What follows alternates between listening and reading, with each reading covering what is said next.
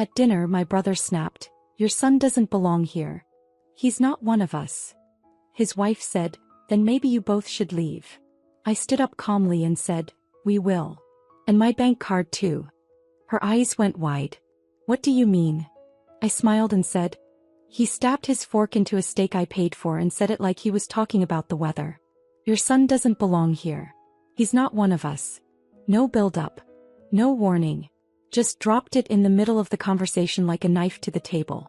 And for a few seconds no one moved. Eli sat across from him. 14 years old. Top of his class.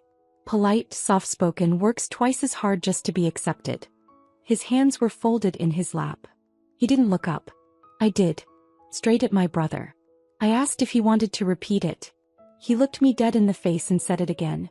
"He's adopted. He's not blood. You can pretend all you want, but he's not family." And then his wife, Chelsea, smug as ever, glass of white wine in her hand, just nodded. Like he'd said something brave. "Then maybe you both should leave," she said. So I stood up. Quietly. No yelling. No scene. I picked up my purse, looked them both in the eyes and said, "We will. And my bank card too." She squinted at me like I'd switched languages. "What do you mean?" "I mean the dinners. The monthly transfers. Your credit cards, your lease, your utilities, the godforsaken Peloton you've used twice. The loan I co-signed because your credit was garbage. The money I gave Mom to secretly pass on to you when you were broke again and too proud to ask." I paused long enough to let it sink in. All gone. As of now. We walked out before they could say a word. Not a word to Eli. Not an apology. Not even a goodbye. They thought I was bluffing. They thought I'd come back. I always had. But here's what they didn't know. I'd been funding their lives for years because I felt guilty. Our parents died young. I took over the family business and I let them believe it was still a shared legacy. Even though I built it, grew it, breathed it back to life when it was dead on arrival. My brother Aaron hadn't worked a real job in 5 years. Chelsea hadn't worked at all since the wedding. They floated through life like passengers on a yacht I was captaining blindfolded. That dinner ended a lot more than a meal. By Monday morning their cards were frozen. I revoked his access to the company systems. I changed every password. My lawyer sent over paperwork to formally separate any shared assets. There weren't many. They didn't own much. They just used mine. By Wednesday, Chelsea was posting cryptic things on Facebook about betrayal and snakes in the grass. My mom texted me a long paragraph about how family isn't just about money, and how I shouldn't overreact. I didn't reply. But none of them had any idea what was coming next. Because this wasn't just about cutting them off. This was about finally making them face the reality I'd been shielding them from for years. And I had receipts. By Friday, Chelsea was outside my office. Unannounced, of course. She never respected boundaries. She showed up in oversized sunglasses like that would hide the fact she'd been crying. I didn't invite her in. I just stood in the doorway. She asked me what kind of person abandons their own family. I asked her what kind of person tells a kid he's not family just because he was adopted. He tried to spin it. Said emotions were high. Aaron didn't mean it, they were just frustrated. I asked if she was frustrated when she told us to leave. She didn't answer. Then she demanded we talk like adults. That's always what she says when she wants to manipulate someone quietly. I handed her a folder. She didn't take it at first, just stared at it like it might explode. When she opened it, I watched her face fall. Bank statements. Wire transfers. Bills with her and Aaron's names on them. Every cent I'd ever paid on their behalf. 3 years of financial dependency printed out and stapled. She looked up and I said one thing. Sign this or I take it all public. It was a simple agreement. They walk away from any claim to the business. They stop telling people they have ownership. They shut up about family inheritance and equal shares. In return, I don't drag every embarrassing detail into court or make it part of public record. She didn't sign. She stormed off. That weekend, Aaron sent me a furious voice message. Called me cold, fake, said I had no right to weaponize money against family. Funny considering they never called it weaponizing when they used it. On Sunday, I got a notification from one of the business accounts. Attempted login from an old admin profile. One I told Aaron to stop using 2 years ago. He was trying to access payroll.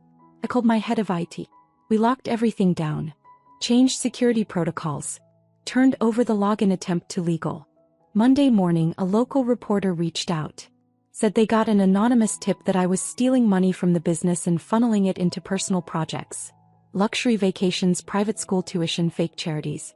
All provably false. But I knew exactly who sent it. What they didn't realize is that I document everything. Every email, every transfer, every change in access and permission logs. If they wanted a war, they picked the wrong person to provoke. That afternoon, I filed an official cease and desist. Sent it to both their emails. I gave them 48 hours to retract the anonymous tips or I'd sue for defamation. Chelsea responded with a single line. "You're going to regret this." And that's when I realized something important. They weren't just panicking. They were planning something. The threats didn't scare me. Not at first. Chelsea was dramatic, always had been. Aaron liked to act like he was the victim in every situation. But something about her message stuck with me. "You're going to regret this." It didn't sound like a warning. It sounded like a promise. Tuesday night, I stayed late at the office. I'd been working with the lawyer to finalize new ownership filings. I was the sole owner now, officially. No more shared anything. Everything in my name where it belonged. I left a little after 10. The parking lot was empty except for my car and the night janitors.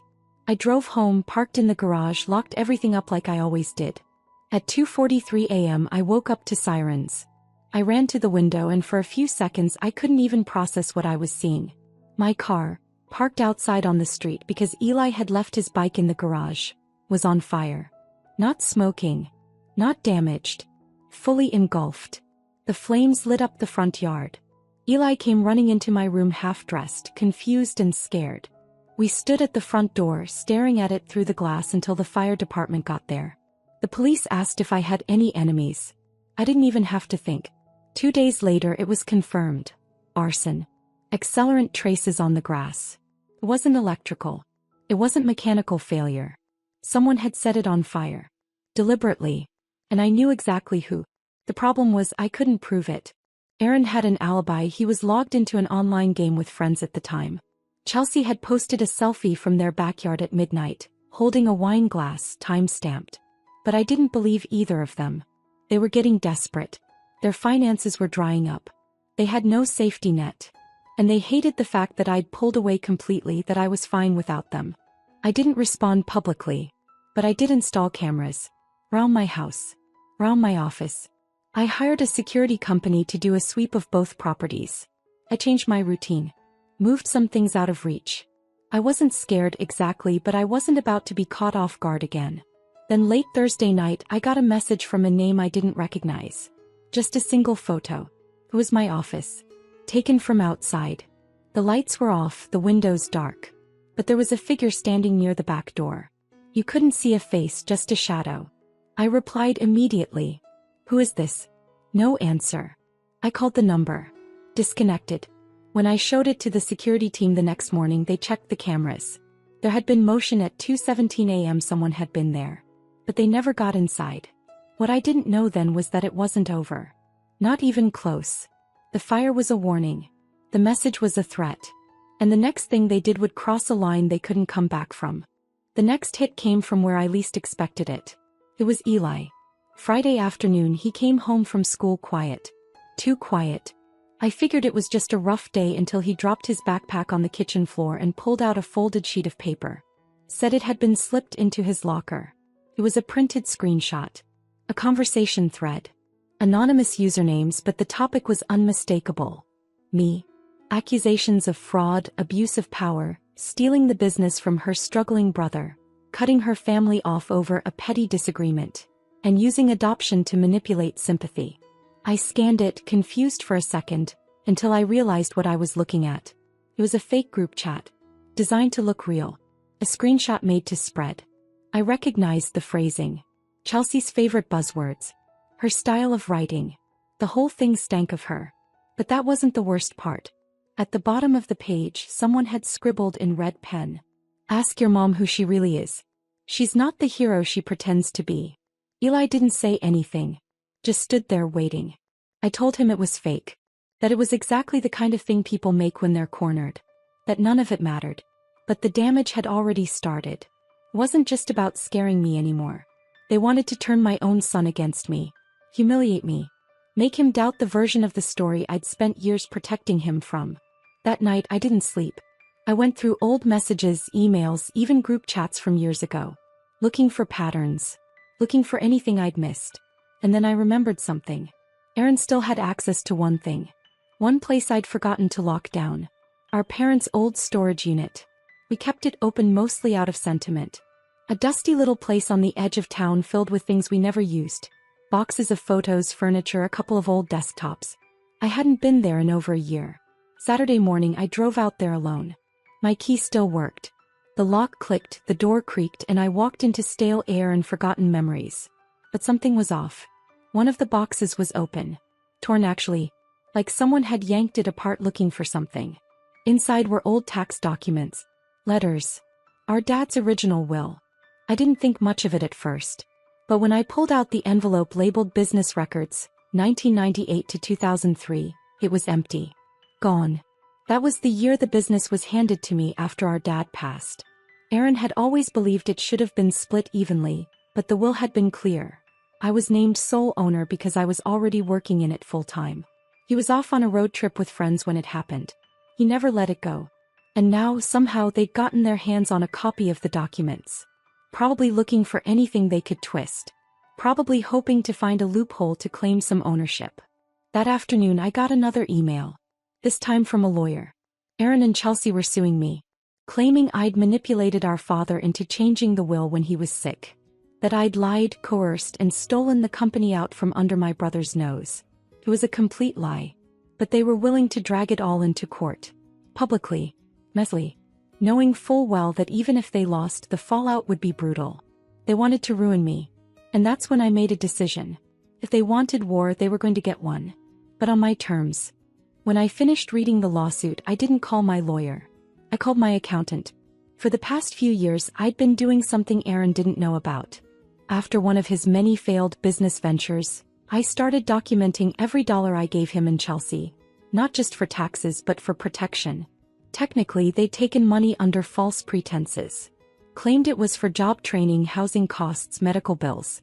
I had emails, texts, even voice messages from Chelsea explaining exactly what the money was for. Most of it went to nonsense. Luxury handbags, concert tickets, some kind of wellness retreat in Arizona where they spent a week drinking green sludge and complaining about how stressful their lives were. So I had my accountant build a full report. Every transfer, every fabricated story. Then I called a second lawyer. Someone who specialized in financial fraud. If they wanted to go to court, I wasn't just going to defend myself. I was going to countersue. But that wasn't all. While they were busy trying to smear me, I filed a quiet motion with the county. The building they lived in, it was still under my name. I'd bought it 3 years ago when they were about to be evicted, and let them stay rent-free under an informal agreement. That agreement was now void. I gave them 30 days to leave. They went ballistic. Chelsea posted some long, unhinged rant about bloodlines and ungrateful sisters on Facebook. Aaron sent me a string of texts that didn't even form full sentences. Just pure rage. My mother called again, begging me to just let it go. I didn't answer. Instead, I sent all 3 of them a final message. You had a choice. You made the wrong one. Court it is. And then the real unraveling began. The first surprise came a week later. Chelsea's former friend messaged me on LinkedIn of all places. Said she was sorry for everything, and that Chelsea had been bragging for months that she and Aaron were going to scare me into handing over half the business. Said she'd even hinted at doing something dramatic if I didn't cooperate. The second surprise came from Eli. He told me that someone had tried to talk to him after school again. A man in a black car. Said he had a message from his uncle. That was it. I filed a restraining order the next morning. The hearing was set for 3 weeks out. The lawsuit was moving forward. They were still living in my building, for now, but the eviction date was getting closer.